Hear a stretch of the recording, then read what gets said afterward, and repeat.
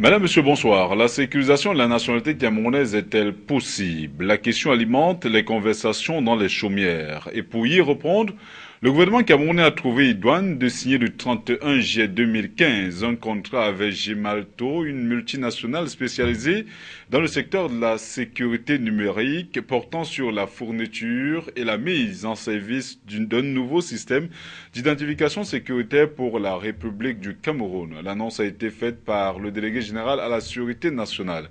Dans un communiqué officiel, Martin Bargangele a souligné que le nouveau système mis en place aura pour principal but la production des titres identitaires sécurisés et infalsifiables, notamment la carte nationale d'identité, la carte de séjour, la carte de réfugié, la carte professionnelle des fonctionnaires de la sécurité nationale, la carte de retraité avec une possibilité d'ouverture aux autres administrations. Bonne nouvelle, en somme, peut-on dire. Mais toujours est-il que de nombreuses questions subsistent toujours. Peut-on sérieusement sécuriser la carte nationale d'identité? La sécurité est-elle possible au niveau de la nationalité camerounaise? Pourra-t-on véritablement contrôler la prolifération des centres d'établissement et d'état civil qui naissent au quotidien dans des zones parfois les plus insoupçonnées? Les politiciens qui, pendant les périodes électorales, ont facilité l'établissement des cartes aux personnes qui n'étaient pas toujours des Camerounais peuvent-ils avoir contribué d'une manière ou d'une autre? Ce sont des questions et bien d'autres que nous allons tenter de répondre dans la première partie de cette émission avec les contributions de Yves Tchopgué, qui est journaliste et directeur de publication du journal La Voix de Newbel. Bonsoir Yves. Bonsoir Thierry, bonsoir à tous les téléspectateurs de CAMNews 24. Merci de m'avoir invité à ce débat du dimanche. C'est avec beaucoup d'entrain que je vous reçois, je le souligne encore. Pourquoi vous avez choisi de vous focaliser exclusivement à Nobel alors que la tendance se veut beaucoup plus nationale? Écoutez, de plus en plus on parle de décentralisation, c'est-à-dire que l'État a transféré certaines de ses compétences aux collectivités territoriales décentralisées. Et lorsqu'on parle de décentralisation, on parle de l'implication des populations à la base au développement de la localité. Et pour que ces populations s'impliquent, il fallait bien qu'on les informe de ce qu'ils sont désormais au centre du développement. Et j'ai pensé qu'il fallait mettre sur pied un organe de presse qui devait servir de relais entre les autorités le pouvoir public et les populations pour les informer de ce que ce processus de décentralisation les concerne au premier chef. Voilà pourquoi j'ai pensé à un organe de proximité, d'échange, de débat. C'est une forme de contribution à la mise en place de la décentralisation. Voilà, nous allons également avoir un autre invité dans ce studio, Clément Djoumanfo, qui est membre du bureau politique du mouvement national pour la nouvelle indépendance, le Malidem, qui est toujours attendu. Avec ces invités, nous allons également parler de la politique de lutte contre le désordre urbain. On sait qu'au Cameroun, à l'observance, il n'y a pas de parking réservé. Les communautés urbaines et les mairies n'ont pas aménagé des espaces pour permettre aux usagers de stationner leurs véhicules, ce qui fait que chacun se débrouille à sa manière. Dans les marchés, c'est un véritable chemin de croix, une véritable gageure, je veux dire, pas de plan de circulation interne, les conducteurs de moto-taxi règnent à maître, les feux de signalisation sont presque inexistants, dans les quartiers on construit comme on veut et comme on peut, sans véritable plan d'aménagement, ce qui impacte négativement sur l'aménagement urbain. La lutte contre le désordre urbain est-elle un mirage au Cameroun? Qui en est responsable? Et pour finir, nous reviendrons sur l'Assemblée générale de la Fédération camerounaise de football. Le consensus entre les différentes parties prenantes a abouti à l'adoption des tests. Madame, Monsieur, voilà des sujets posés sur la table du débat de ce soir. Retrouvons-nous dans un instant pour la suite.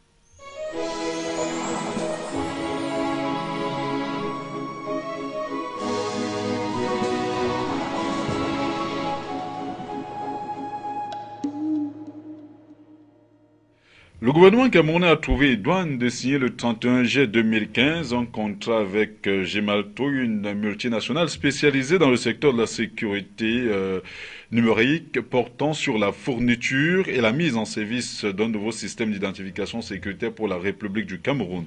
L'annonce a été faite par le délégué général à la Sûreté nationale. Dans un communiqué officiel, Martin Barganguele a souligné que le nouveau système a pour objectif principal la production des titres identitaires sécurisés et infalsifiables, notamment la carte nationale d'identité, la carte de séjour, la carte de réfugié, la carte professionnelle des fonctionnaires de la Sûreté nationale, la carte de retraité avec une possibilité d'ouverture aux autres administrations. Est-ce qu'on peut parler de bonnes nouvelles, Yves? Oui, forcément, c'est une bonne nouvelle. Dans le contexte actuel qui est la lutte contre Boko Haram, il fallait trouver d'autres mesures pour pouvoir contrôler la présence de tous ceux qui sont sur le territoire, que ce soit les Camerounais ou les étrangers. C'est une bonne nouvelle et on attend de voir la matérialisation effective de ce nouveau processus d'identification des citoyens camerounais. On attend de voir ce que ça, le contenu même. Vous avez parlé des cartes de séjour et bien d'autres. Maintenant, on va voir les premières cartes, à quoi ça va ressembler. Et dans un premier temps, je vais dire que c'est une bonne nouvelle parce qu'il fallait bien qu'on revoie ce système d'identification des Camerounais. Oui.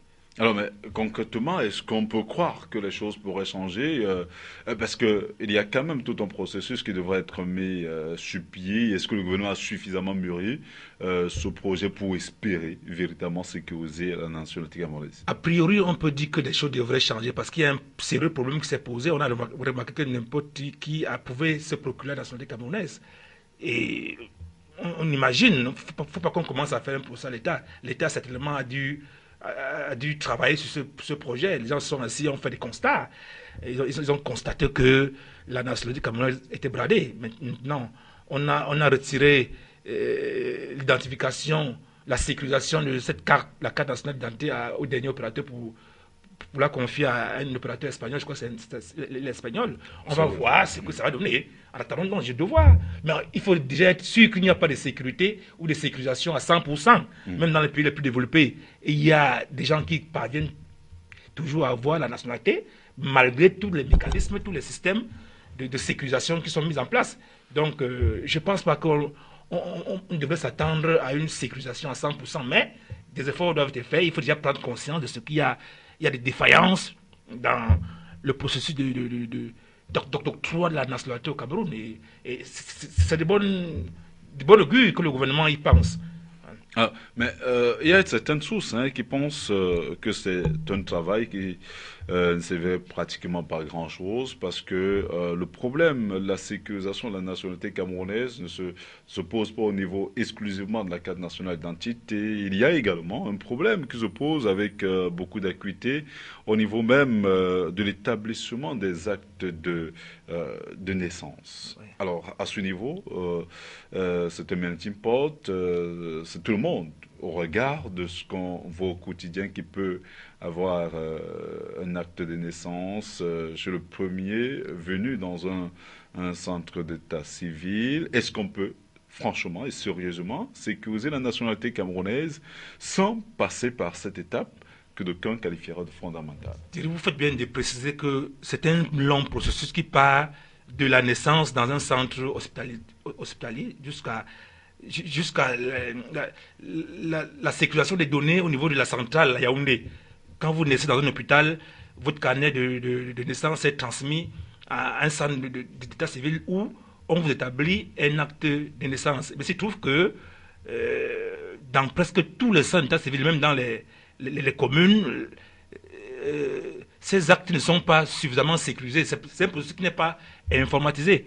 Et même s'il était, ce n'est pas le fait d'avoir des machines performantes qui pour sécuriser vos données qui est le problème. Non, c'est les hommes qui sont chargés au niveau de cette chaîne-là d'établir les actes aux citoyens qu'il faut voir. Il y a un problème de corruption qui est généralisé dans la chaîne de l'état civil au Cameroun. Vous pouvez à tout moment au Cameroun vous procurer un acte de naissance n'importe où, n'importe quand. Donc il y a ce problème-là. Ce n'est pas, quels que soient les instruments qu'on va mettre en place, il va falloir que les Camerounais prennent conscience de ce que leur nationalité doit être protégée. Que chaque citoyen à qui on confie le pouvoir d'établir un acte de naissance comprenne que c'est un document précieux qui ne doit pas brader au tout venant. Il faut donc que ça commence par là.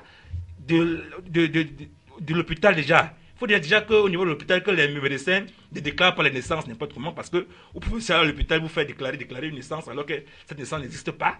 Oui. Il faut qu'au niveau de centre d'état civil ou de la commune, de la mairie, que l'officier d'état civil qui est chargé d'établir l'acte de naissance se rassure qu'il a en face de lui un Camerounais, d'une mère camerounaise, qui établit cet acte-là. Il faut que lorsque vous arrivez au commissariat où on doit vous identifier, où on doit vous toiser et faire tout, que le policier en charge de recueillir les données le fasse de manière sincère. Que ces données soient ensuite transmises à Yaoundé, au centre, à la centrale où toutes les données sont stockées, que là-bas également, il y ait des hommes suffisamment intègres, responsables, qui ne soient pas tentés de brader ou de falsifier les données qui leur sont transmises. C'est tout un processus qu'il va falloir contrôler. Il va falloir qu'à chaque étape du processus, que les Camerounais consciencieux, responsables, intègres, soient placés, qui comprennent que la nationalité, c'est un bien précieux que nous devons sauvegarder, protéger. Mais justement, cela passe notamment, ça vous le souligne encore, c'est une longue étape, hein, oui. Mais cela passe également par, quoi qu'on dise, on l'a vu dans les hôpitaux, il y a un travail qui est fait davantage au niveau des hôpitaux où on prend quand même la peine de déclarer les naissances, mais au niveau des centres d'état civil, notamment dans les mairies, cela se vérifie.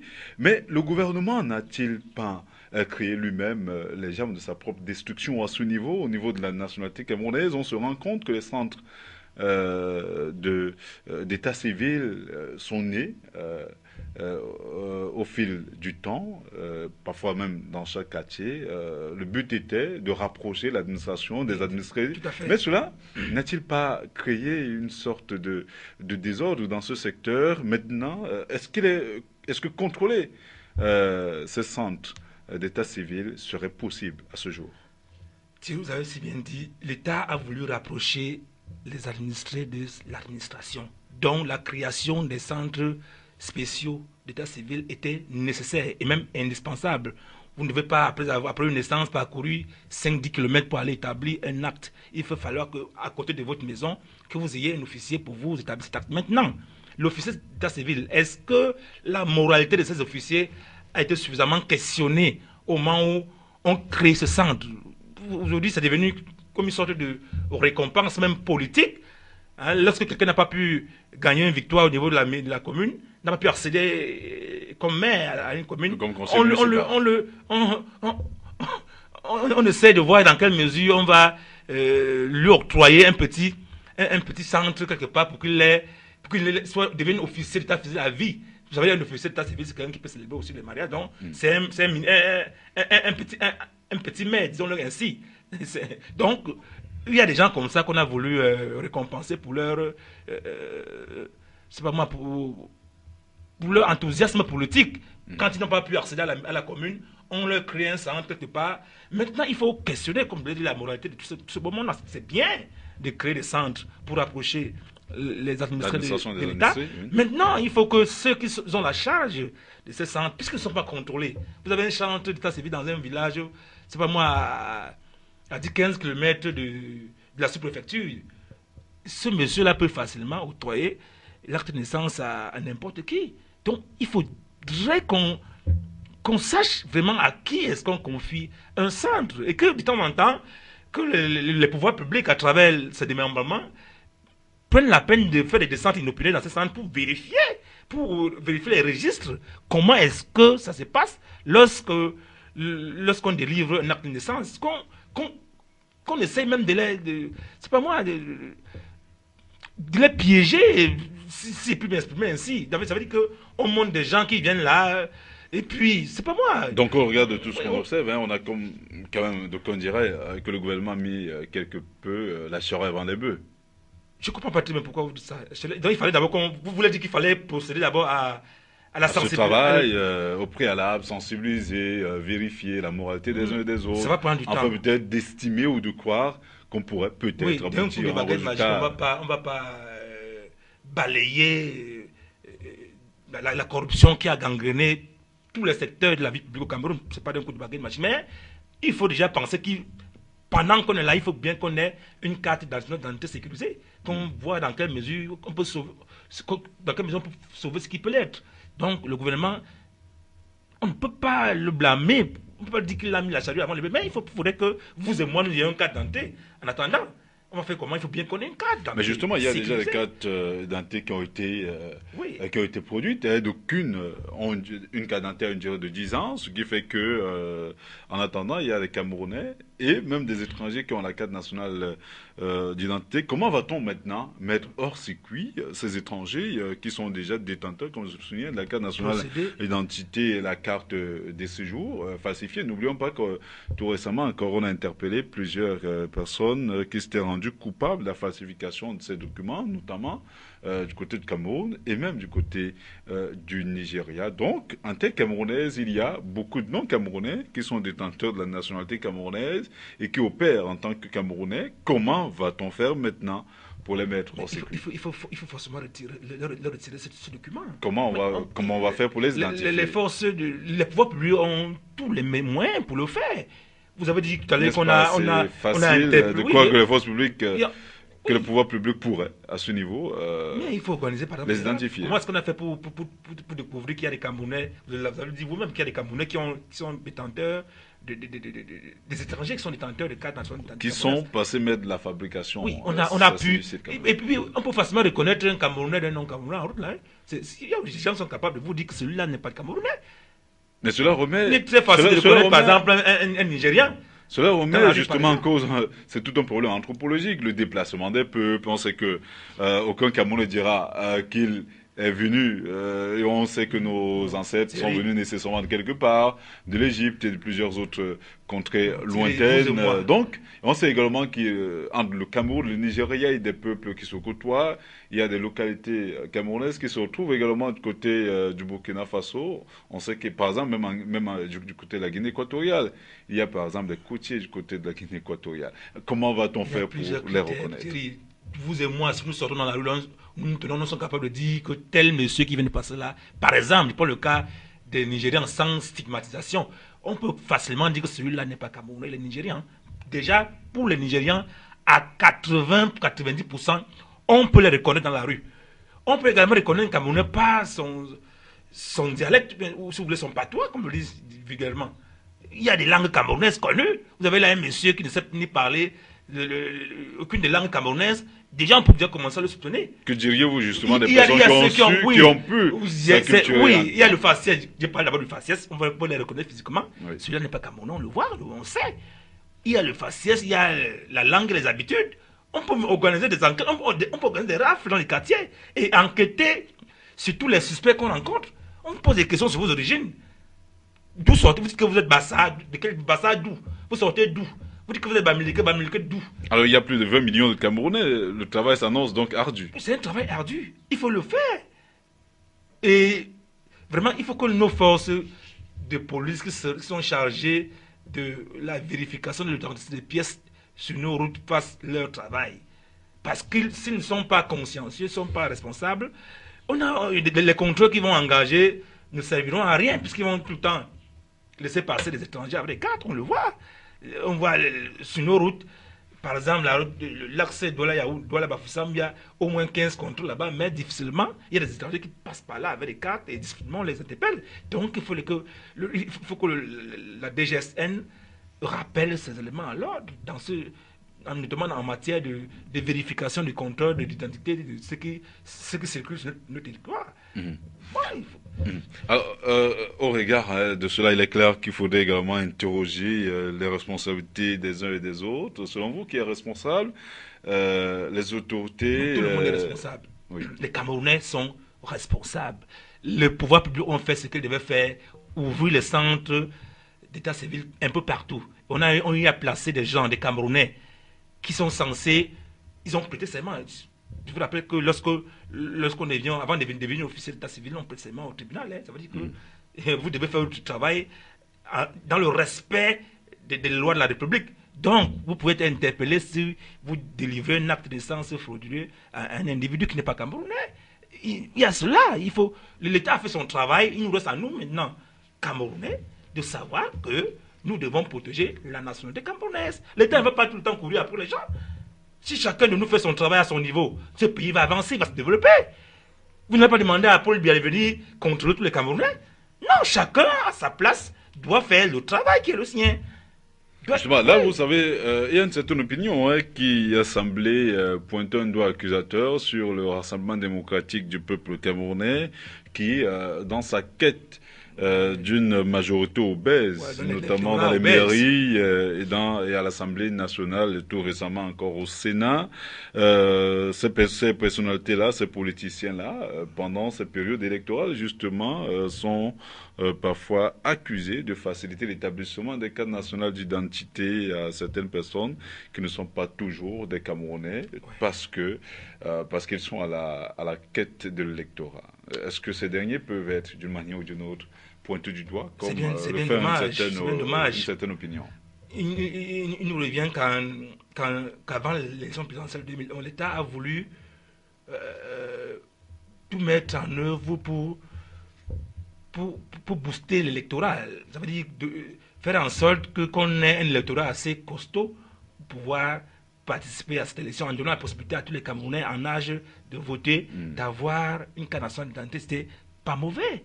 Mais il se trouve que, comme vous le dites, certainement, il y a des gens, des petits malins, qui ont profité de l'occasion pour donner des cartes d'identité à n'importe qui. Vous avez cité le RDPC. Bon, j'espère que vos sources sont exactes. Il ne faudrait pas qu'on dise que... C'est une opinion, hein. C'est une opinion. Il y a le RDPC et plusieurs autres formations politiques. On ne va pas faire le procès du RDPC. Mais ce qui est sûr, il y a des gens qui ont effectivement fait cela. Je ne sais pas pourquoi ils l'ont fait. Je ne sais pas si c'était pour de l'argent ou bien pour des calculs politiciens. Ils l'ont fait et c'est bien dommage. C'est assez grave. On a ouvert le champ à tout le monde. Les gens se sont inscrits sur les listes électorales sur la base de faux documents. Et c'est suffisamment grave. Donc, il y a un gros travail à faire. Et aujourd'hui, on paye à quelque part le prix de cette grande ouverture-là. Il y a des étrangers qu'on ne peut pas contrôler. Les gens rentrent par-ci, par-là.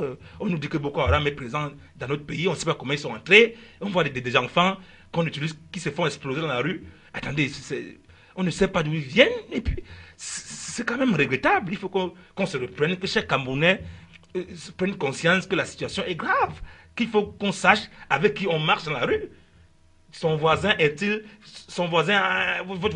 a un cas d'identité camerounaise. Il faut vous interroger sur la véracité du document qu'il porte. Sur l'authenticité même. L'authenticité et la véracité de ces déclarations. Il vous dit que les Camerounais, est-ce que c'est vrai? Est-ce que le fascisme là est proche d'un Camerounais? On connaît un peu, nous connaissons tous. Quand nous marchons dans la rue, c'est que celui-là, il peut être... De par son accoutrement, de par son accent, on peut imaginer déjà ses origines. Alors, il faut que chacun fasse son travail, qu'on fasse un travail de dénonciation auprès des autorités. Qu'on dise, par exemple, qu'au quartier, on a un voisin qui prétend être camerounais, alors qu'il ne présente pas tous les profils de la camerounité. Il faut qu'on en arrive là.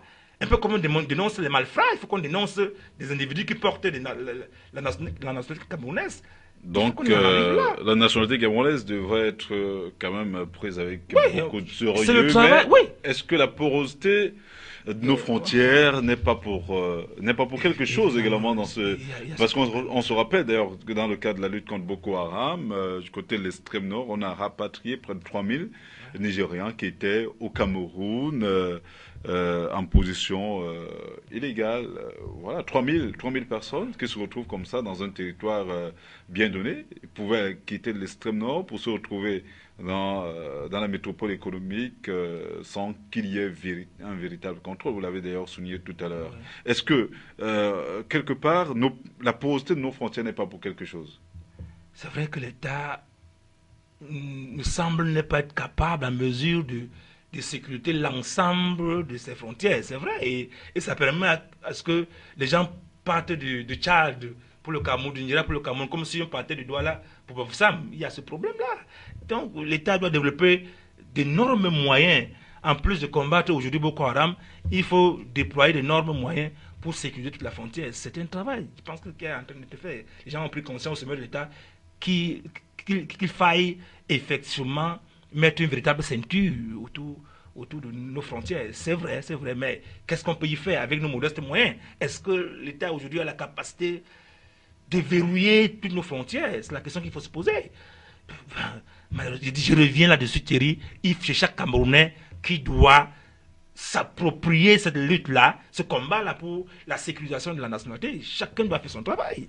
Donc la sécurité est une affaire de tous. Oui. Hein, au niveau des hôpitaux, chacun doit faire son travail, déclarer effectivement des vraies naissances dans les centres d'état civil, notamment même dans les mairies.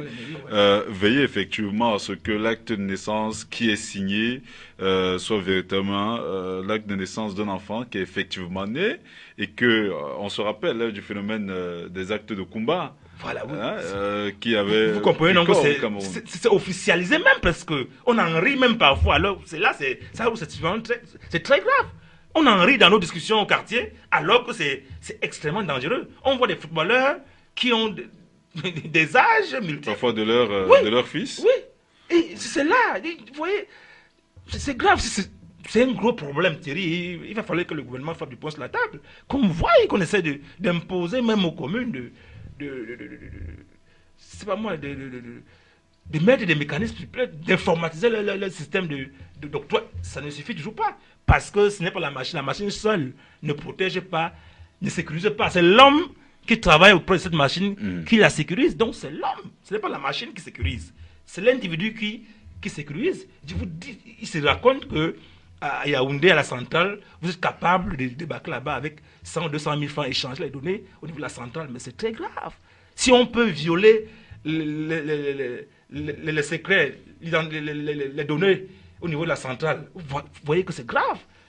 C'est très grave. Donc, Gemalto ne fera pas de miracle. Non, il n'y a aucun miracle à faire. Il n'y a pas de miracle au niveau de Gemalto. Non.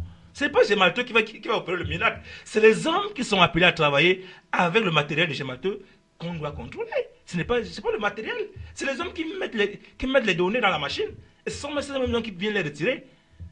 Est-ce qu'on est capable de mettre sur pied un mécanisme qui fait en sorte que les données déjà mises dans la machine ne soient plus retirées? Si c'est possible, alors qu'on le fasse. Que dès lors que vous avez mis une donnée dans une machine, que vous ne puissiez plus les retirer, il faut aussi mettre sur pied un mécanisme. Dès que vous l'enregistrez au niveau d'une commune, ou au niveau de l'hôpital, dès que vous naissez à l'hôpital, le médecin établit, vous donne votre carnet.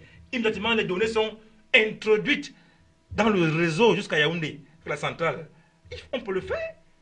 Ça veut dire qu'on met un système réseau à partir des hôpitaux, des communes, des centres d'état civil. Dès qu'il y a une donnée qui est entrée, elle est sécurisée directement à la centrale. Et veiller à ce que ceux qui sont chargés de manipuler les machines à la centrale soient des gens suffisamment intègres, honnêtes, qui ne puissent pas un matin, dès que vous débarquez, vous leur donnez 100 000, 200 000, ils vont modifier les données dans la machine. Voilà. Voilà ce qu'il faut faire. Alors, à vous écouter, on a comme l'impression que nous sommes mal partis. C'est pratiquement mission impossible, informatiser déjà dans les hôpitaux, ce qui n'est peut-être pas une évidence, comme tel, informatiser au niveau des mairies, peut-être dans le cadre de la coopération décentralisée, cela peut être possible. Il faut que les ordinateurs soient directement connectés à la centrale. Donc, dès que on vous enregistre à la mairie, votre nom apparaît directement à Yaoundé. La biométrie tant demandée au Cameroun est peut-être une fois de plus la bienvenue. En fait, on souhaite qu'elle soit véritablement, qu'elle prenne véritablement corps à cette allure. Voilà, on espère justement que chacun des Camerounais prendra véritablement conscience que l'heure est suffisamment grave. Nous vivons peut-être au quotidien avec l'ennemi sans que nous le sachions. Il faudrait dénoncer le cas échéant, si c'est le cas, savoir exactement qui nous coûte au quotidien, qui fait quoi, est-ce que ses origines sont vérifiées et vérifiables. Toujours est-il que le domaine de compétences qui a été concédé à Gemalto au Cameroun sera plus étendu que celui que détenait depuis plus de 10 ans la société française Thales Security Systems. Ce contrat est chiffré à plusieurs milliards de francs CFA. Et on dit effectivement que Gemalto, pour ce qui est des chiffres, a enregistré un chiffre d'affaires de 2,5 milliards d'euros En 2014, la multinationale est également présente dans plus de 180 pays à travers le monde, donc une douzaine en Afrique, notamment au Sénégal, au Gabon, en Afrique du Sud, au Ghana et au Maroc. Donc voilà un carnet d'adresses suffisamment étoffé qui pourrait peut-être apporter du bon on cœur. pourrait dire que c'est une entreprise sérieuse. Et comme je vous l'ai dit tantôt, elle va nous apporter son expertise. Ce que c'est fait dans le domaine de l'informatique, c'est vrai. Maintenant, il va falloir que les hommes qui seront chargés de travailler au quotidien avec ces gens-là soient des gens sérieux, oui, capables de 10 à 15 ans, permettre qu'on ait des Camerounais, des vrais, ceux qui viennent après nous là, qui soient des Camerounais sérieux, des vrais Camerounais, qui soient identifiés, qui soient appelés Camerounais, ceux qui détiennent et qui sont effectivement nés au Cameroun d'une mère camerounaise.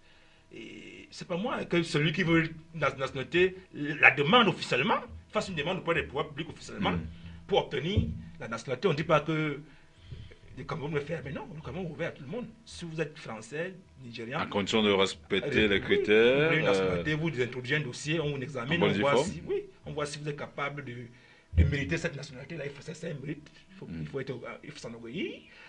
Si vous êtes capable de la mériter, on vous la donne, normalement et logiquement. Donc, il faut faire confiance à cette entreprise. Maintenant, est-ce que les Camerounais seront être à la hauteur des performances de Gemalto?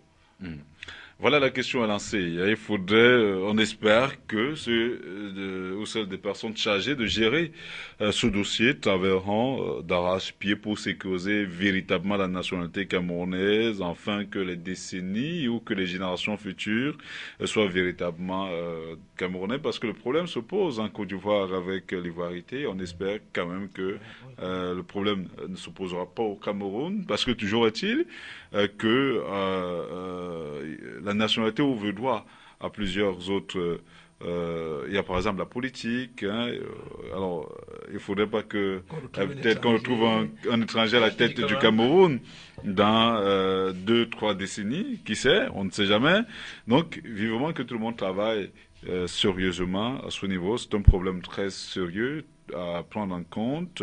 Heureusement que Boko Haram est venu quelque part nous aider dans la prise en conscience, dans la prise en compte également de ce dossier-là. Et parce qu'on parle justement de Boko Haram, avec votre permission, Yves Tchopgué, nous allons également parler de la sortie du président tchadien Idriss Déby, qui a souligné avec emphase devant la presse nationale tchadienne à l'occasion de la célébration du 55e anniversaire de l'indépendance du Tchad que Boko Haram est décapité. Il a d'ailleurs ajouté qu'il y a de petits groupes éparpillés dans l'est du Nigeria à la frontière avec le Cameroun et qu'ils sont en mesure de les mettre définitivement hors d'état de nuire. Est-ce que cette sortie du président Idriss Déby n'est pas quelque peu triomphaliste? Oui, peut-être triomphaliste, mais je dois dire qu'il faut que de temps en temps que le chef d'une armée sorte, fasse ses actes de sortie pour galvaniser ses troupes, pour booster le moral de ses troupes. C'est vrai, bon, j'ai envie de lui faire confiance, mais sauf que ce n'est pas la première fois qu'on annonce la mort d'Aboubacar Shekau. On annonçait mort il y a 2 ou 3 fois. Mais on sait bien que cette fois c'est la bonne et que véritablement l'armée tchadienne est en train de décapiter Boko Haram. C'est le mal qu'on souhaite à toutes nos armées aujourd'hui, qu'elles parviennent à mettre au tas de nuit cette islamique qui nous crée tant de problèmes.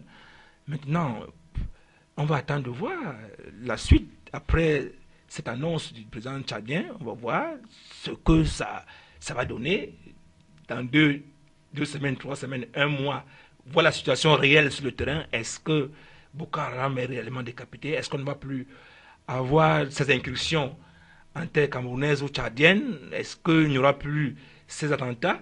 On ne va plus voir ces enfants qui viennent se faire exploser dans nos marchés.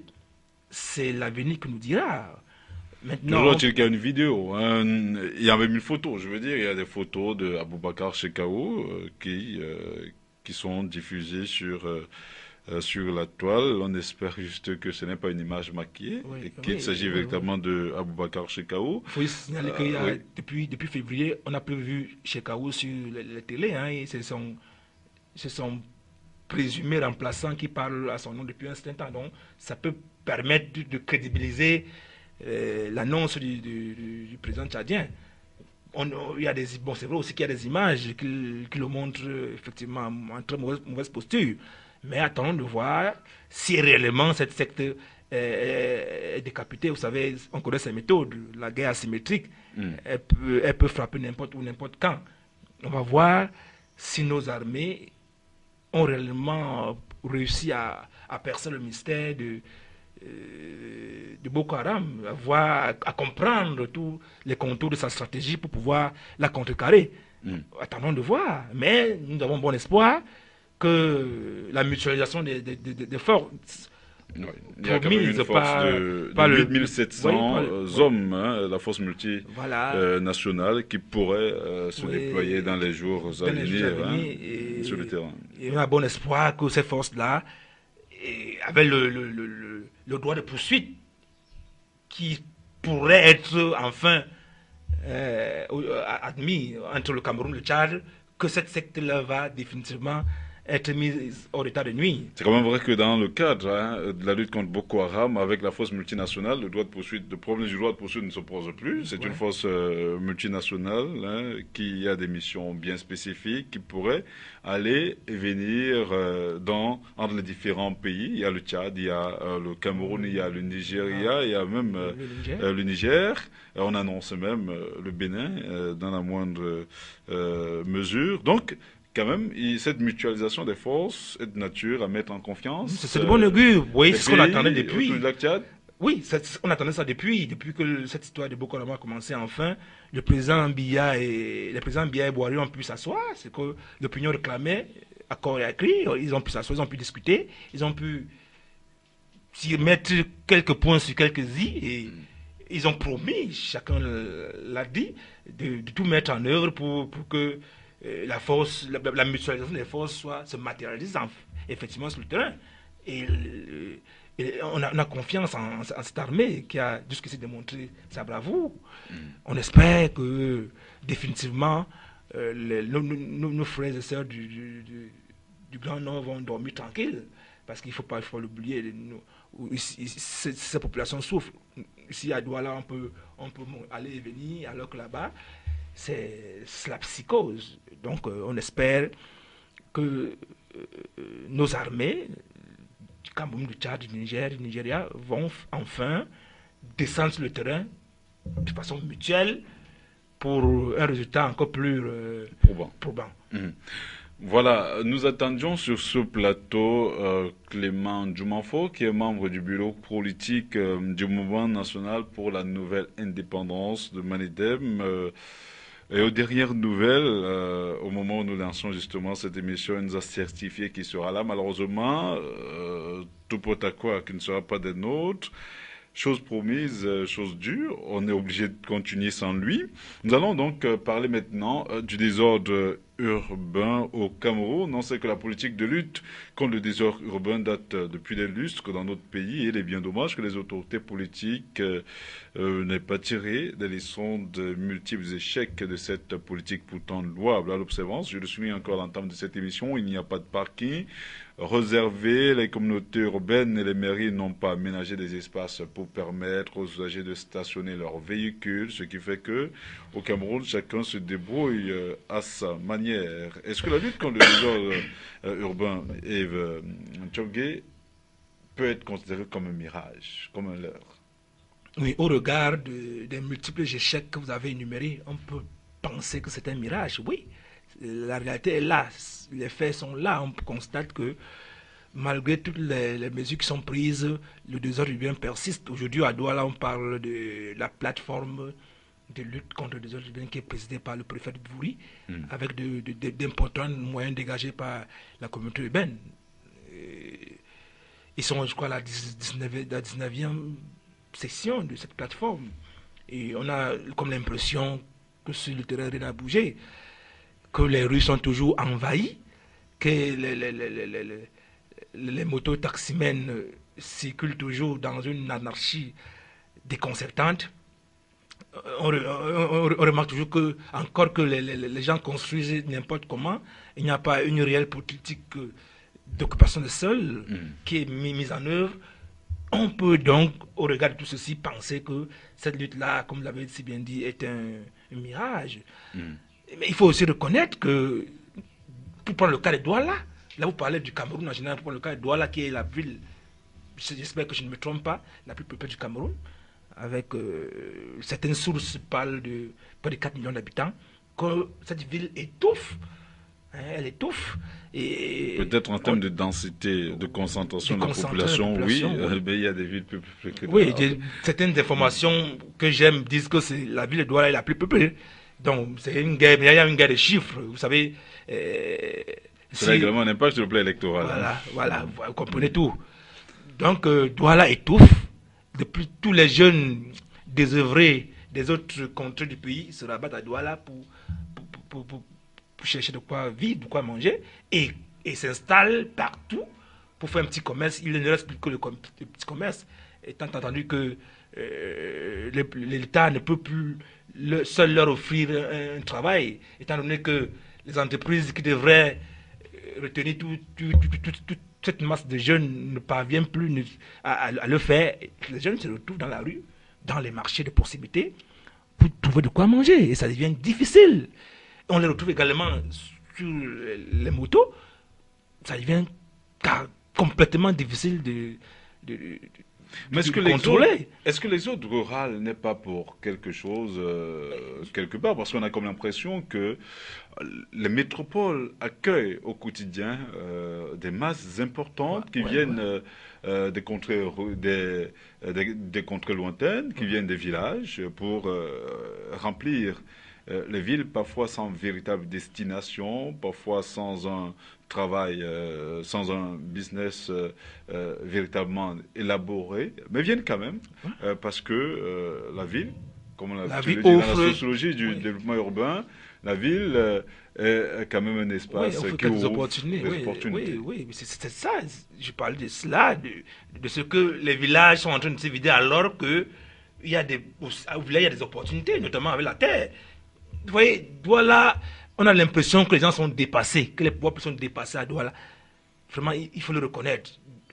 Partout, ça grouille de monde, et chacun fait ce qu'il veut, quand il veut, comme il veut. Il n'y a pas que l'occupation des rues, il y a, vous l'avez évoqué tout à l'heure. Il y a le problème au niveau des marchés, il y a même dans les constructions anarchiques. C'est toujours un désordre. Peut-être nous reviendrons sur cet aspect tout à l'heure. N'importe comment. Et on voit des maisons qui s'écroulent, on voit des gens aller s'installer au bord des drains. Tout cela participe du désordre urbain dans la ville. On a l'impression que les gens sont dépassés, que les gens ne sont pas, que les responsables ne sont pas à leur place, que chacun n'en fait qu'à sa tête. Et voilà, la ville, elle est totalement touffue. Et les autorités semblent dépassées par les événements. Alors, il n'y a pas de parking, vous le soulignez, il n'y a pas de route, il n'y a pratiquement pas de coins aménagés pour permettre véritablement la mobilité urbaine. Est-ce que le gouvernement on l'a vu avec le préfet du département du Vouri, accompagné du délégué du gouvernement et les maires descendre dans les rues, chasser des commerçants parfois au bord des carrefours. Et on l'a vu, que ce soit à Kwa, ici à Douala, ou à Ndokoti. Est-ce que le gouvernement, ne serait-ce que pour rester à ce niveau, sur le plan local, n'a-t-il pas mis la charrue avant les bœufs? N'aurait-il pas fallu peut-être viabiliser véritablement les marchés, construire de vrais parkings, faire quand même aménager un certain nombre de commodités pour enfin décider de chasser tout ce monde-là? Honnêtement, vous parlez de viabiliser les marchés, certes, on va les viabiliser. Mais combien sont-ils? Est-ce que l'offre correspond à la demande qui est de plus en plus grandissante? Donc, on a parlé de tous ces jeunes qui se déversent dans la capitale économique. Vous parlez de construire les parkings, on va les construire où? Y a-t-il encore un espace vide dans la ville de Douala? Lorsqu'on fait le tout là, tous les espaces, les aires de jeux ont été occupés. On construit partout. Il n'y a aucun espace vide. On va faire un parking où? Montrez-moi un seul endroit dans cette ville où on peut ériger un parking. Il n'y en a pas. La ville étouffe. Même jusqu'à Adibamba, Nana Ereya, tout est presque occupé là-bas. Les terrains sont occupés. Regardez les camions. Il y a eu une lutte acharnée contre les camions chez nous à Nubel. Parce que, paraît-il, ces gars n'avaient pas de véritable parking. On parle de Yassa qui est réservé, d'un endroit Yassa qui est réservé aux camionneurs. Mais allez à Yassa, vous verrez que tout est occupé là-bas. Il n'y a pas d'espace à Douala. Tous les terrains sont achetés par les gros bonnets de la République jusqu'à la Dibamba. Qu'est-ce qu'on va faire? Il va falloir peut-être créer une autre ville. Ailleurs, une ville avec un plan d'urbanisme qui correspond à la norme. Mais justement, là, vous semblez une fois de plus indexer le gouvernement qui n'a certainement pas pensé au développement urbain avec la création de nouvelles villes. On a vu là, une sorte de concentration parfois des sociétés brassicoles au cœur même au cœur de la ville, alors que peut-être le faire dans des zones reculées agrandirait davantage les villes. On l'a vu avec la création de l'université du côté de PK 17 ou 18. Donc cela quand même aurait pu participer à étendre la ville sur le plan vertical et horizontal. Mais jusqu'ici, on a comme l'impression qu'il n'y a pas une réelle politique gouvernementale à ce niveau. Qu'est-ce que ces gens qui nous gouvernent devraient faire pour résoudre durablement le problème du désordre urbain dans la métropole économique, par exemple? Le désordre urbain a plusieurs facettes. Il y a l'occupation anarchique de la chaussée. Il y a les concessions anarchiques. Il y a plusieurs facettes du désordre urbain. Donc, on ne sait pas très bien par où commencer. Prenons simplement le cas, par exemple, de l'occupation des sols.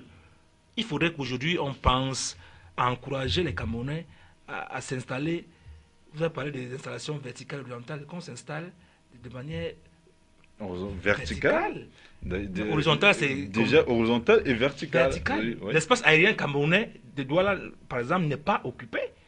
On a vu les gens plein cœur. À quoi il y a plein de maisons. En principe, on aurait pu peut-être créer créer des buildings. Donner la possibilité aux propriétaires de cet espace de trouver des copropriétaires, des partenaires qui venaient s'installer en hauteur. On le courir après les espaces du côté de la Dibamba ou bien du côté de Bombari là-bas. Laisser le soin à l'État de créer de nouvelles villes à ces endroits-là. Mais est-ce que l'État a voulu créer de nouvelles villes? C'est une absence donc de vision. Est-ce que l'État a voulu également asseoir une véritable politique de construction sur le plan vertical? Non, ça n'existe pas. On n'a qu'à voir à quoi, par exemple? Oui, mais bon. À quoi étouffe sur le plan horizontal, alors que, vous l'avez souligné, l'espace il y a beaucoup de places au niveau... L'espace aérien est pratiquement inoccupé. Il faut y penser.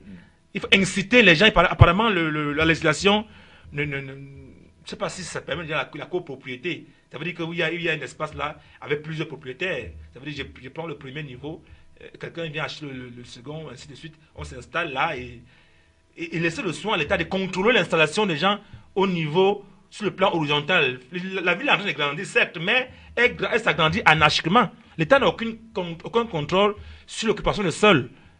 Je vous ai dit tantôt que d'ici à la Dibamba, c'est déjà acheté. Il n'y a aucun contrôle. Qui va s'installer comment? L'État doit s'approprier cette terre-là. Ce sont les terres de l'État. On ne va pas laisser que le premier venu fonce au ministère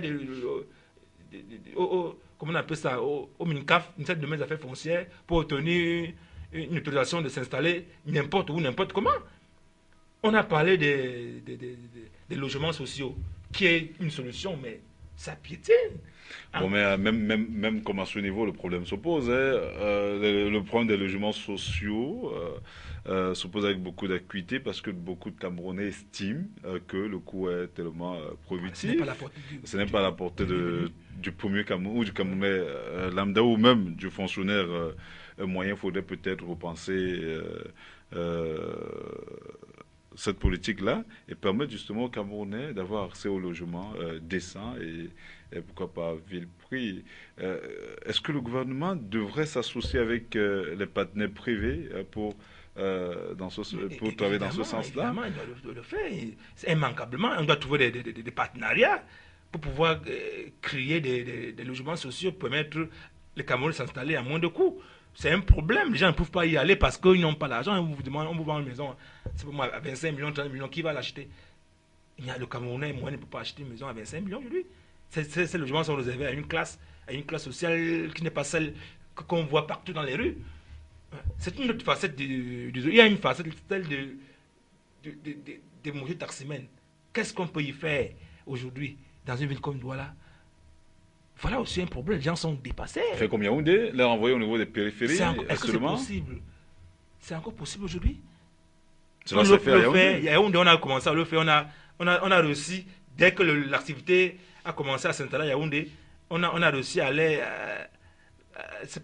encercler, à les canaliser quelque part. Mais Douala, je ne sais pas par quel miracle, un préfet de la ville, bien délégué du gouvernement, bien un maire réussi là, à cantonner les benzikineurs, les motarsimènes dans un coin. Ça semble pratiquement impossible. On a réussi déjà, hein, avec ces motos qui sont interdits d'entrer à Bonanjo, Deido, Bali et plusieurs autres. Donc on peut peut-être toujours travailler dans ce sens parce que on l'a remarqué, dans les heures de pointe, il devient pratiquement impossible de circuler dans la ville de Douala. Les trottoirs sont devenus extrêmement exigus. Rien pour les routes à Douala. Il n'y a pas assez de routes.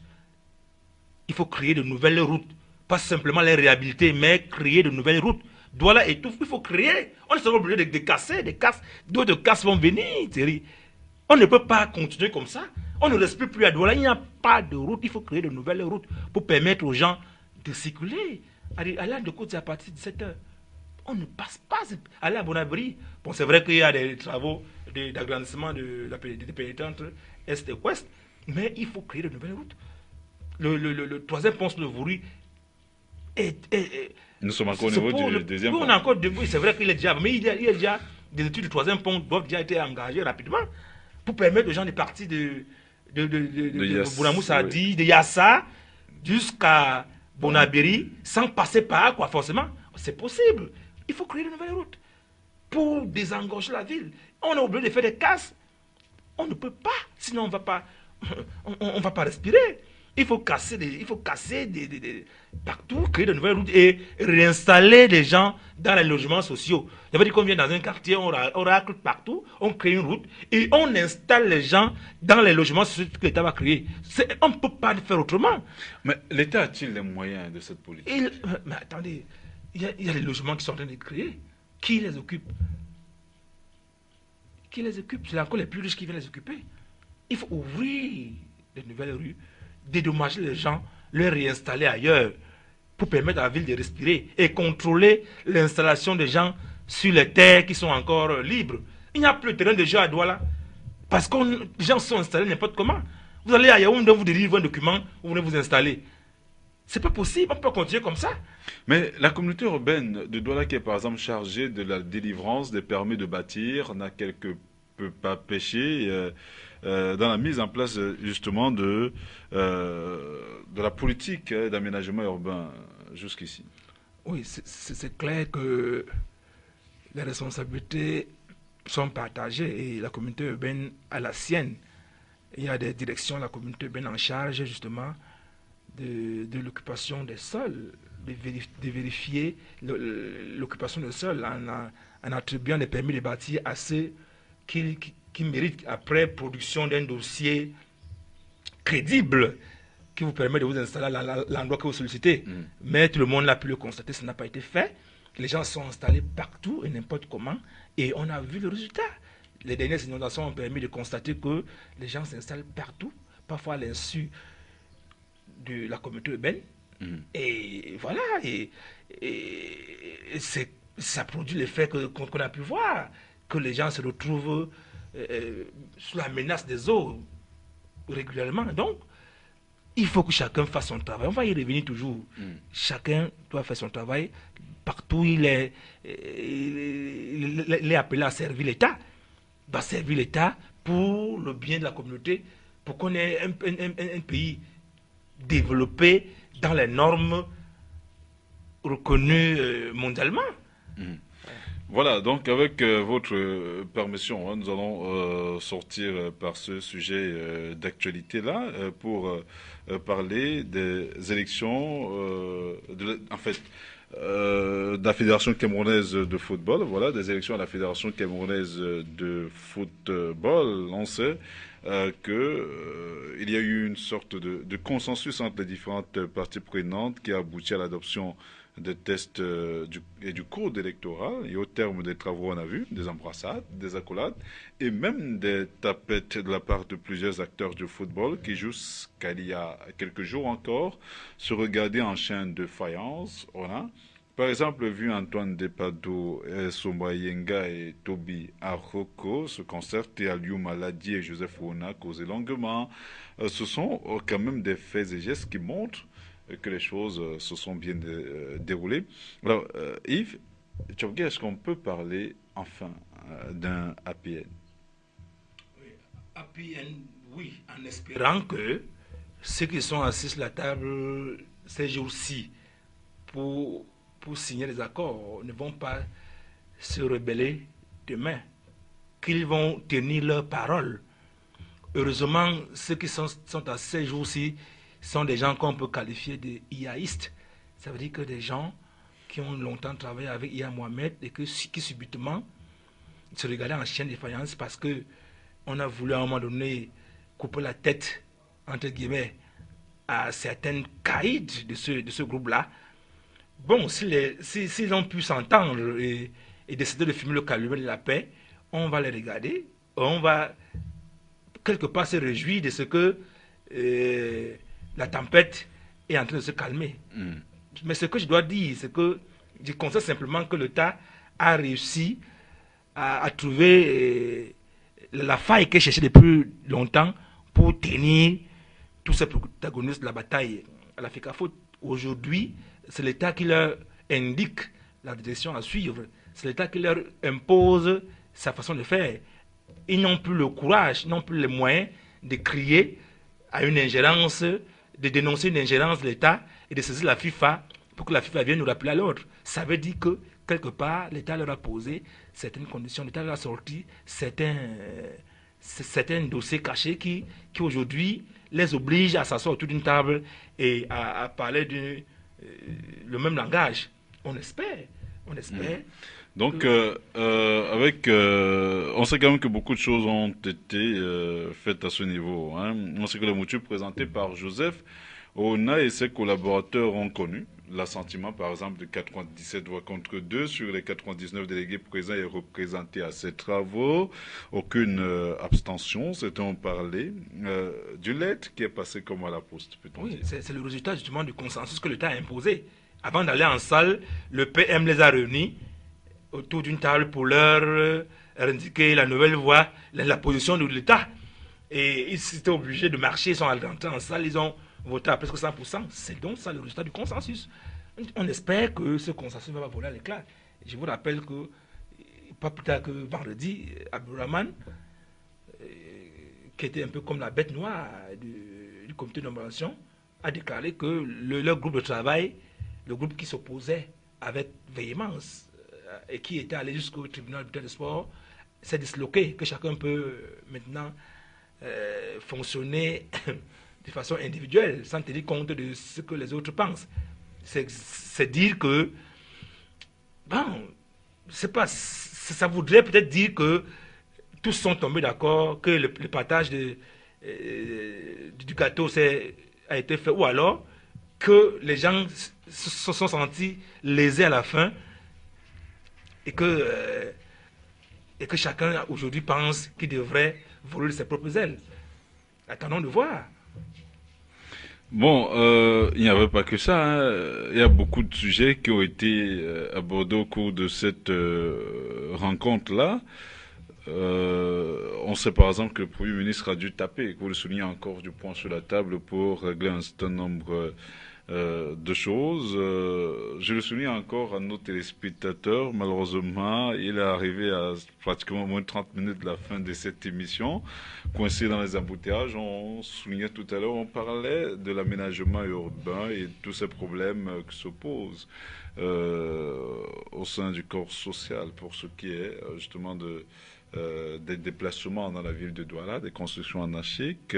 Clément Djoumanfo est là pour les 30 dernières minutes. Bonsoir.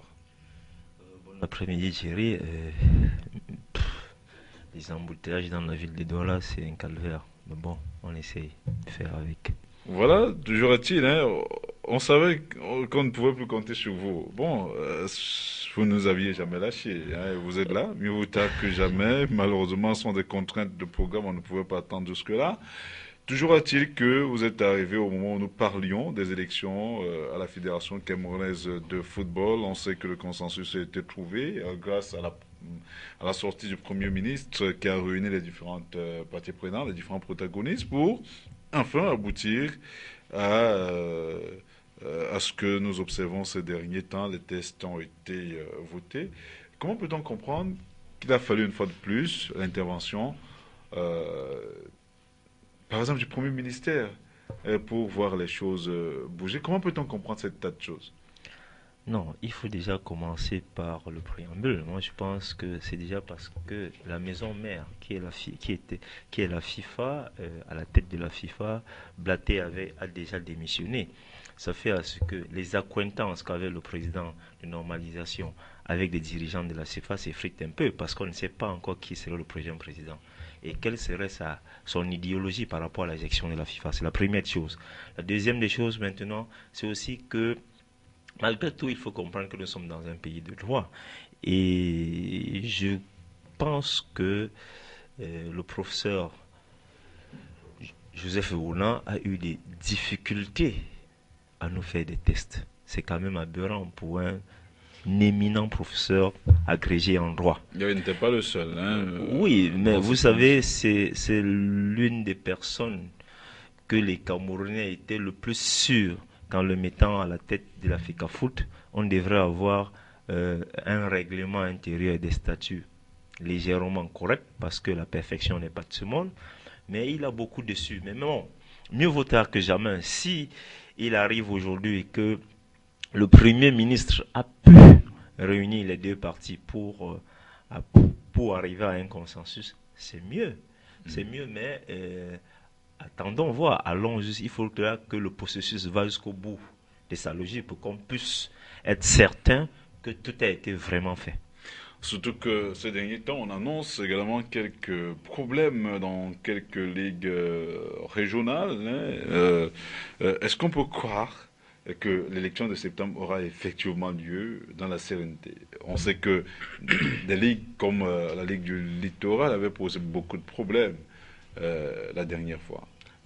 Manifestement, les choses pourraient aller jusqu'en septembre, jusqu'à une deadline annoncée par la FIFA ou par le comité de normalisation. Mais il faut quand même préciser qu'au sorti de la concertation au Premier ministère, il y a quand même l'un des acteurs, Pierre Batamak, qui a déclaré ne pas être d'accord avec tout ce qui se tramait chez le Premier ministre. Il estimait qu'il fallait absolument que tout le monde aille aux élections. Il estimait qu'eux, ils étaient majoritaires et que si on allait à une élection, ils pouvaient rafler toutes les places parce que justement, le consensus imposé par le PM mettait certains membres des deux camps en difficulté. Lorsqu'on parle de consensus, ça veut dire qu'il y a des gens qui vont forcément laisser leur place aux autres qui seront pris dans notre camp. Peut-être le consensus, c'était au niveau des tests. Il y a un consensus au niveau des tests. Après, il y a eu un consensus. Il y a un consensus qui est en train d'être trouvé au niveau du bureau exécutif de la FECAFOOT. Oui, donc après les textes. Juste une information pour compléter ce que vous avez souligné. D'après nos informations, c'est que le bureau exécutif devrait par conséquent passer de 16 à 19 membres. Oui, et au Premier ministère, on s'est assis pour constituer ce bureau. Donc, et on pourrait avoir une liste consensuelle à l'élection au niveau fédéral. Ça veut dire que les différents candidats, enfin, bon, ceux qui sont concernés par la bataille, la guerre directe, c'est-à-dire les camps soutenus par Tombi Aroko et l'autre soutenu par Abdourahmane Amadou et les autres, se sont assis pour trouver un consensus pour une liste que Tombi devrait conduire à l'élection en attendant qui est notre candidat. Donc, il y a ce consensus-là qui en est trouvé au niveau du ministère. Les gars de Tombi Aroko et les gars de Abdourahmane Amadou vont s'associer pour créer une liste qui sera présentée à l'élection au niveau fédéral. Mais en vérité, était-ce un problème de test? Non, on voit bien que ce n'était pas un problème de texte, puisque ceux qui se bagarraient hier sont finalement assis pour entrer dans un bureau consensuel. Ils n'ont pas eu le courage d'aller à une élection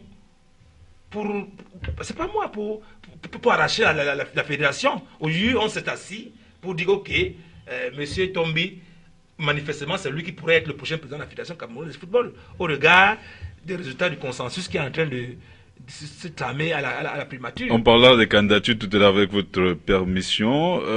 Est-ce qu'on peut croire que la Fédération camerounaise de football avait sérieusement un problème de test au regard de ce qu'on voit maintenant? On a comme l'impression que les différentes parties ont fumé le calmette, la paix, sont revenus à des meilleurs sentiments les uns les autres. Est-ce que c'était ça le problème? C'était pas un problème de beefsteak, par exemple? Non, c'était un problème de conflit d'intérêt. Comme vous êtes en train de dire, c'était un problème de beefsteak. Et nous constatons maintenant que le professeur Joseph Ouna a pu administrativement à retirer, à dégager un certain nombre de choses. Et pour exécuter le règlement, il fallut que, au préambule, au début, si on n'avait pas fait partie Tombi Aroko comme il l'a fait maintenant, je crois qu'il y a beaucoup de choses qui ne se seront pas passées. C'est la première des choses. La deuxième des choses, c'est que il faut qu'on n'oublie pas qu'il y a un camp IA à la FECAFOOT. Il ne faut pas oublier ça. Et ce camp-là veut reprendre le pouvoir. Et c'est ça, Tombi. Abdourahmane, tout le monde sait qu'Abdourahmane, c'était le fiole de Iya Mohamed. Alors, si aujourd'hui on nous fait croire qu'il y a un consensus entre le camp IA et les autres, ça veut dire en fait, en tout état de cause, qu'il n'y avait pas un problème de texte. Il y avait un problème de beefsteak. C'est-à-dire que nous avons constaté aujourd'hui que la FECAFOOT est plus convoitée qu'un ministère au Cameroun. Les gens se déchirent et les candidatures pleuvent. Vous allez voir que, moi j'ai vu là tout à l'heure, et Somba Yengar, les Belles, ainsi de suite. Je crois que vous avez anticipé sur cette question. Qu'est-ce qui fait courir à la Fédération camerounaise de football? C'est l'agent de compétition. C'est quoi exactement? Thierry, quand vous constatez que les présumés employés de la FIFA ont détourné des centaines de millions d'euros, vous pouvez vous rendre compte de ce qui se passe à la FECAFOOT.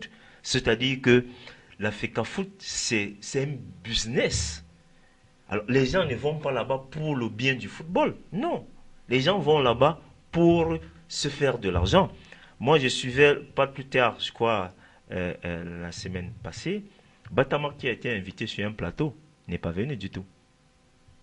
Alors, c'est vrai que et ce journaliste a dit, c'est pas la première fois, je l'ai invité 3 fois. Il n'est jamais venu. Ça veut dire qu'il y a à un certain moment donné des choses que les gens ont assez reprochées. Autrement dit, pourquoi ferez-vous un débat c'est un débat contradictoire où à la fin on peut tirer une conclusion qui peut édifier des centaines de milliers de Camerounais. Moi je crois que le véritable problème de la FECAFOOT, et il y a quelque chose dans ce pays qui me cœur, c'est-à-dire que c'est le lacisme du président de la République. Nous sommes quand même dans une république. Et on ne peut pas, si vous regardez depuis que cette affaire de la FECAFOOT a commencé, ça a tellement créé les problèmes de consensus sur consensus, procédure sur procédure. Ceux-ci vont au TAS, ceux-ci vont au comité olympique, ainsi de suite, ainsi de suite. Les contradictions. Et à la fin, on vous dit aujourd'hui que le Premier ministre a pu faire un consensus. Pendant tout ce temps-là, le Premier ministre ne pouvait pas faire le consensus. Non, il a proposé un consensus au début, les gens ont rejeté. Les gens ont saisi la FIFA pour parler d'ingérence. Souvenez-vous. S'il vous plaît, nous sommes dans une république et la FIFA c'est une association. Une association ne peut pas être au-dessus d'une république, c'est pas possible. La preuve, nous voyons déjà ce qu'est devenu la FIFA aujourd'hui. Elle ne peut pas. C'est les États-Unis qui sont en train de porter plainte aux employés de la FIFA. C'est un pays. Et moi je dis que tellement d'ingérence dans notre cher et beau pays que à un certain moment donné, nous en avons marre. Mais vous venez de dire quand même que le chef de l'État devrait réagir. Il a réagi, vous parlez à travers son d'ingérence. PM, oui. Finalement, qu'est-ce qu'on devrait faire? Il a laissé peut-être, croyant que ces personnes qui géraient le football camerounais ou qui gèrent le football camerounais étaient suffisamment mûres. Il a laissé faire et ça a donné ce que cela a donné. Il a dû, une fois de plus, taper du poing sur la table. Et là, vous parlez d'ingérence. Qu'est-ce qu'on devrait vraiment faire pour sortir de là? Je dis que aujourd'hui, le Cameroun ne devrait plus se trouver dans ce style de problème avec toutes les personnalités, ressources que le Cameroun a, que ce soit dans le plan droit, dans le plan footballistique. Ce n'est pas le Cameroun qui devait se trouver dans cette situation-là. C'est la première des choses. La deuxième des choses, c'est que nous tous, nous savons ce consensus dont nous sommes en train de parler. Quand vous dites, je suis d'accord, hein, c'est pourquoi je vous ai dit qu'il faut que ça aille au bout de la logique, parce que nous avons vu, jusqu'à aujourd'hui, en masse de tout le monde tient tête de décision du Premier ministre. Voilà. Ça veut dire que le président de la République aussi sait ça. Bon, la FECAFOOT, ok. Moi, je pense que c'est aussi parce que la FECAFOOT a fait beaucoup d'écho et a sali aussi beaucoup le Cameroun. Au plan national qu'au plan international. Bon, en ce moment donné là, le président a dû taper la main sur la table. Mais ok, attendons donc que le processus va jusqu'au bout. C'est-à-dire que moi j'ai dit, allez jusqu'au bout. Que les élections à la FECAFOOT soient libres et transparentes. Ok. Que la candidature de n'importe quel individu qui a le droit de pouvoir la présenter, que les listes soient acceptées. S'il y a un règlement qui peut rejeter une liste, qu'on le rejette sur la base de ces règlements-là, en ce moment donné-là, je serais d'accord que, bon, voilà, et le consensus est allé jusqu'au bout. Parce que maintenant, là, on parle du consensus. Personne ne sait ce qui va se passer demain ou après-demain. C'est ça le véritable problème du Cameroun. Paul Biya a sifflé la fin de la récréation. Au début, on parlait d'ingérence, mais il a dû quand même le faire, taper du poing sur la table. Paul Biya, une fois de plus, encore Paul Biya, ce sera toujours Paul Biya. Finalement, est-ce que les Camerounais sont incapables de décider par eux-mêmes?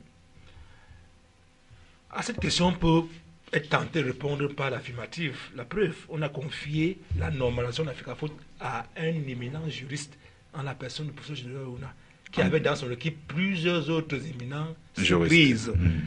Ils ont passé 2 années à ne rien faire, à tourner les Camerounais en bourrique.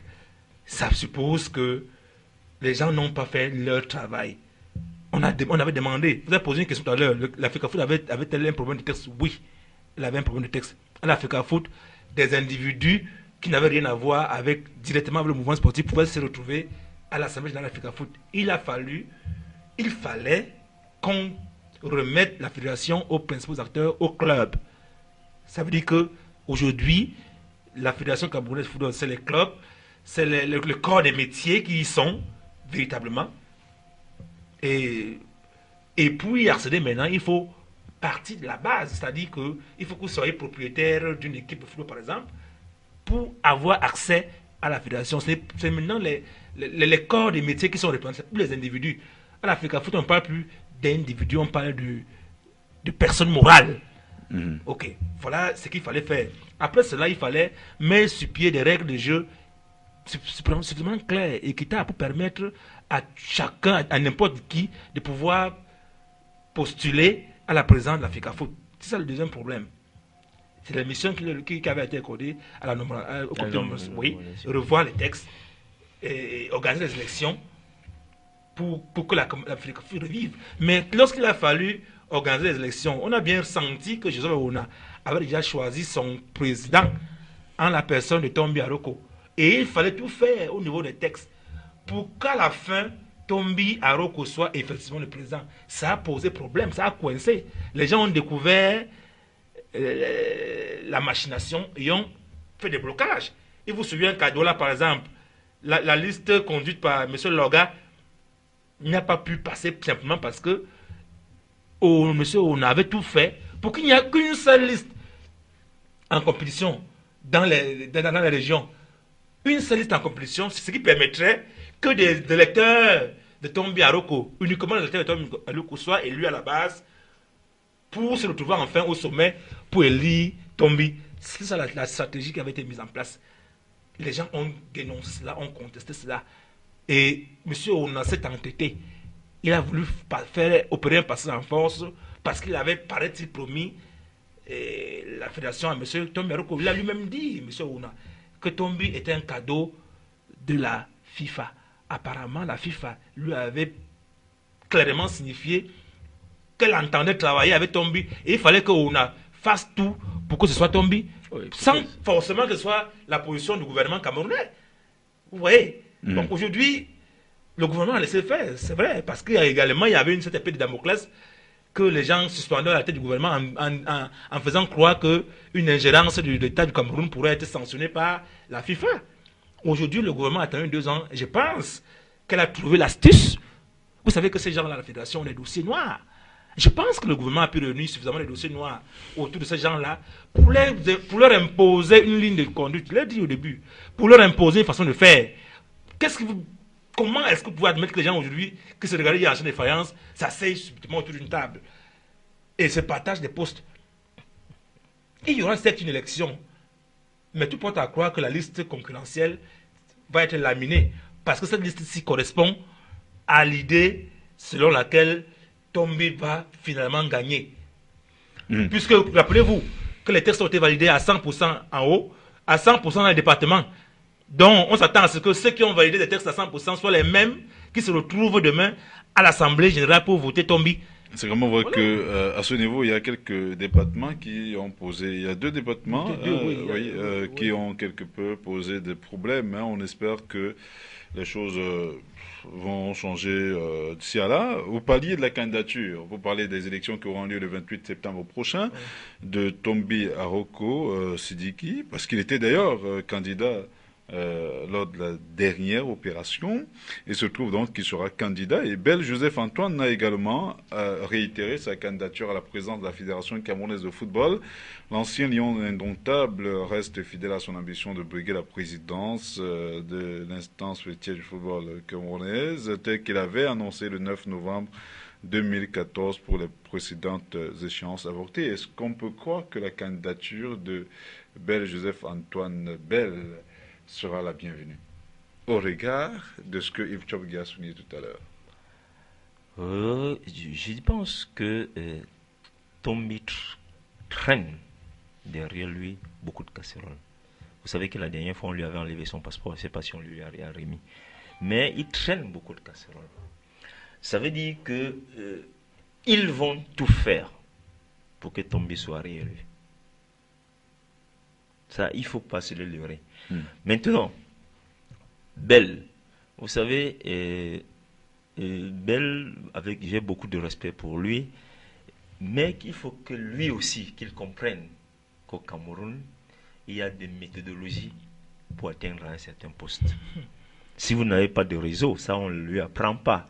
Nous ne sommes pas en France où Platini, d'une baguette magique, un matin est devenu d'abord entraîneur, sans... pourtant, à un certain moment donné, il n'avait même pas encore eu de diplôme d'entraîneur. Il allait entraîner l'équipe nationale. Aujourd'hui, il veut déjà briser la tête de la FIFA. Ce n'est pas la même chose. Aujourd'hui, on ne remercie pas les gloires comme ça au Cameroun.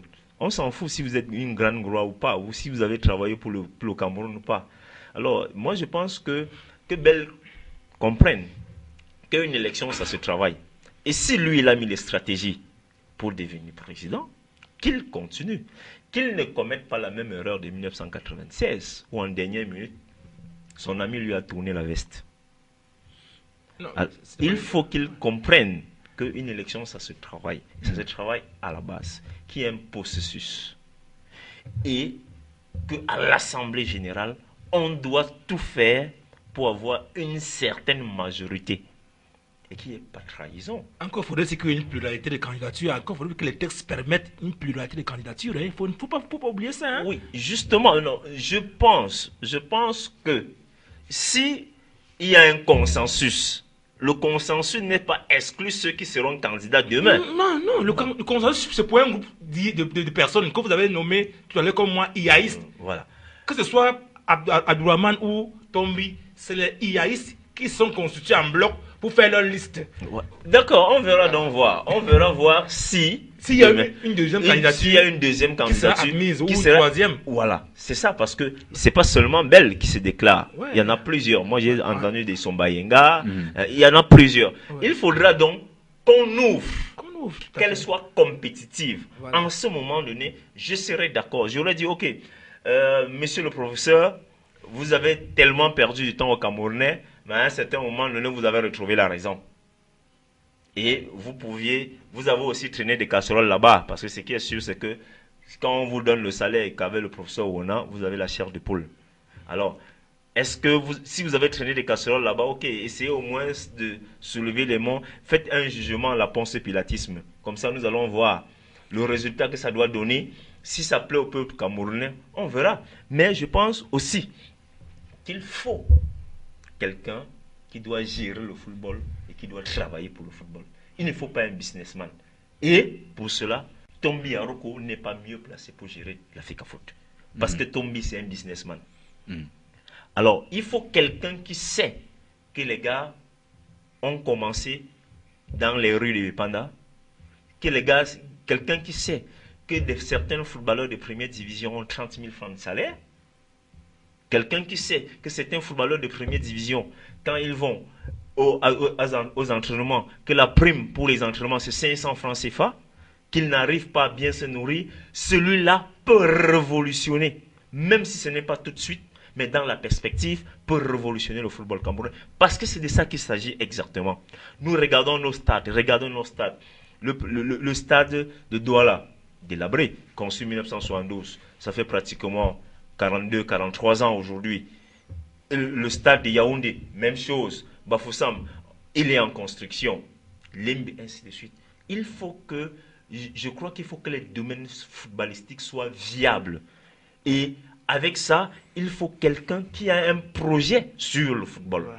C'est ça qu'on veut. Qui a un projet sur le football.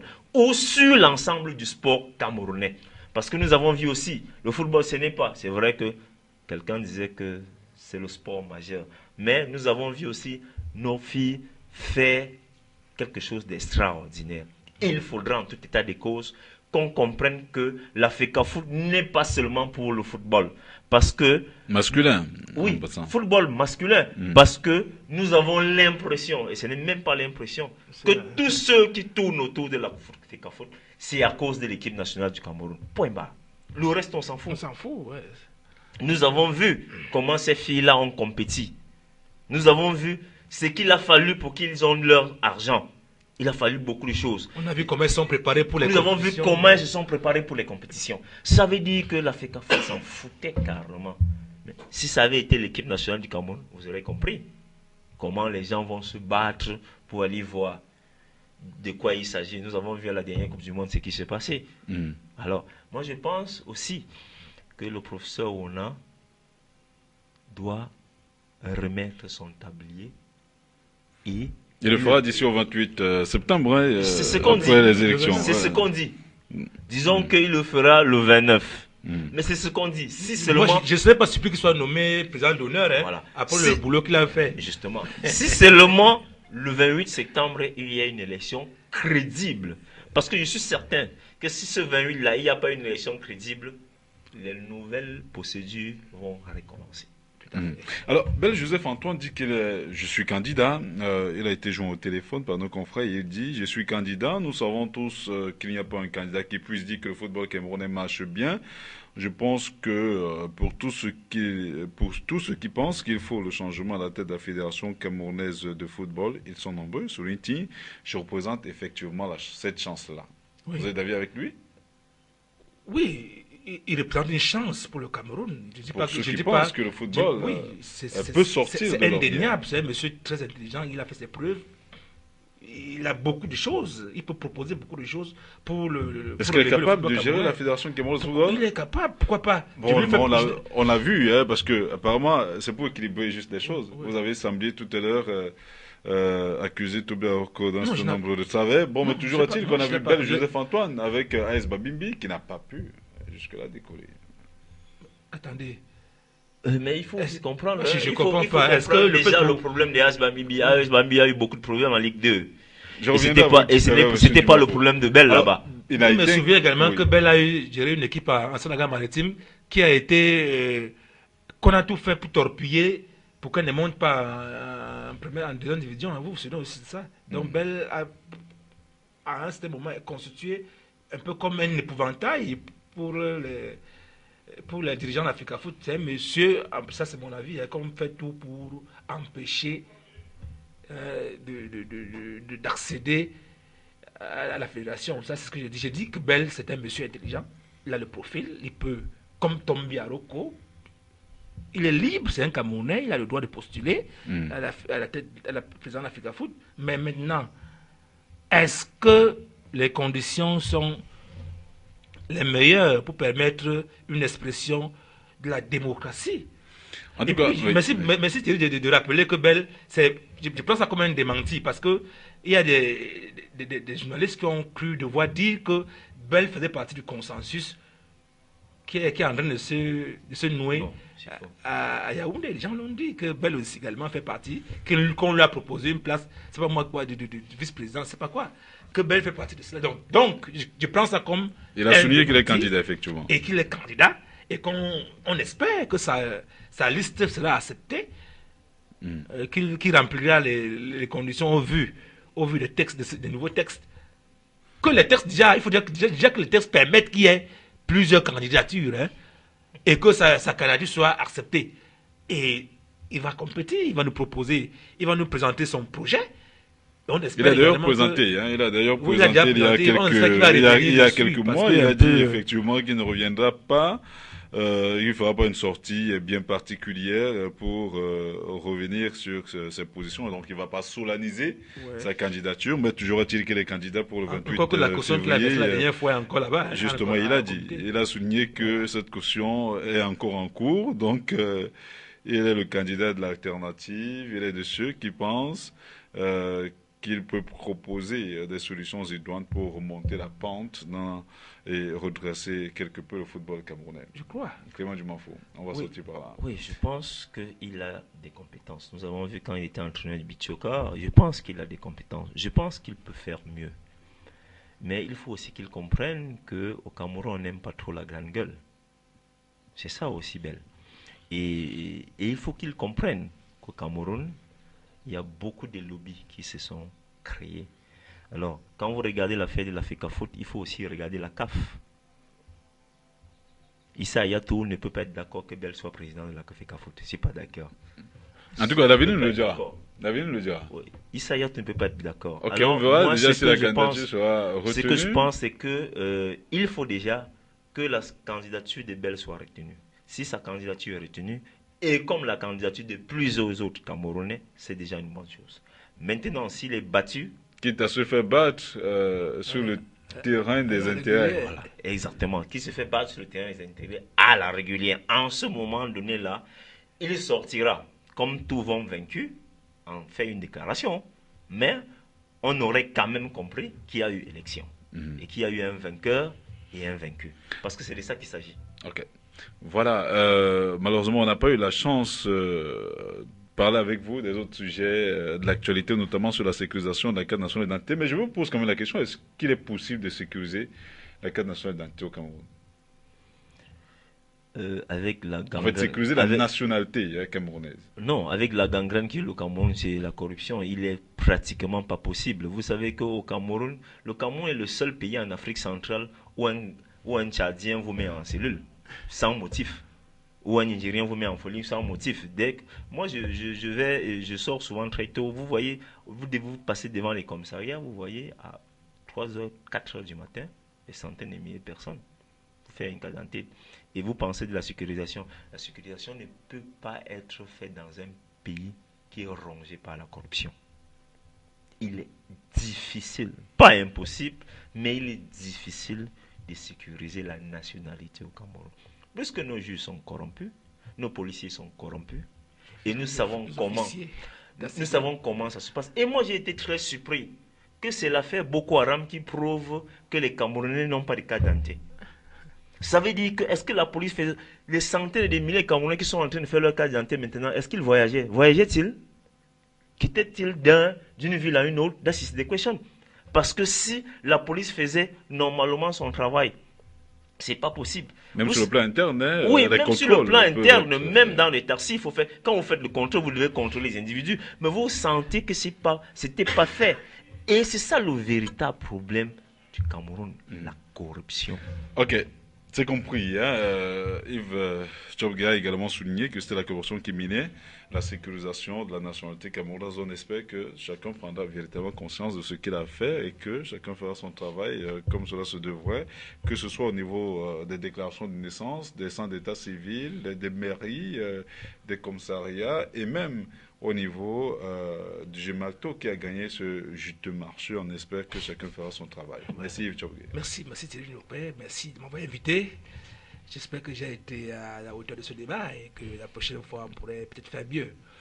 C'était tout un plaisir de vous avoir. C'est vrai qu'à mon niveau, ce n'était pas la grande forme, un peu souffrant, mais toujours est-il que nous avons fait le vœu de satisfaire toujours nos téléspectateurs et malgré cela, nous étions là cet après-midi. On espère avoir été à la hauteur, madame, monsieur. Retrouvons-nous très prochainement sur ces mêmes antennes. Au revoir.